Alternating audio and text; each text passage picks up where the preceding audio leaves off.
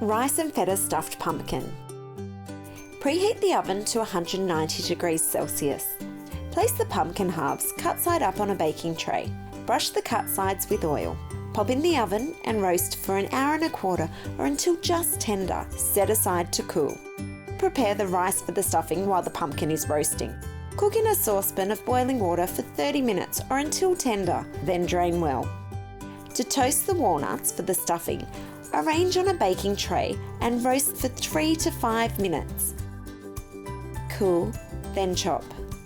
To finish the stuffing, heat oil in a large frying pan over medium heat.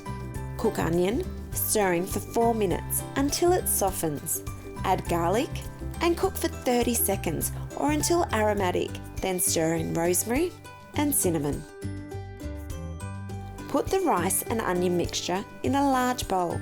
Add lentils, feta, baby spinach and toasted walnuts.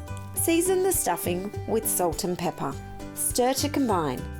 Use a spoon to remove the pumpkin seeds and membrane and discard. Scoop out the flesh, leaving a 2 cm thick shell. To stuff the pumpkin, divide stuffing among pumpkin shells and press down firmly. Carefully place the pumpkin shells together and tie with kitchen string to secure. Place on a baking tray and roast for 45 minutes or until heated through. Cut into slices and serve with tomato chutney. This rice and feta stuffed pumpkin makes a delicious vegetarian roast. For another great way to roast butternut pumpkin, head to our Hasselback pumpkin video here.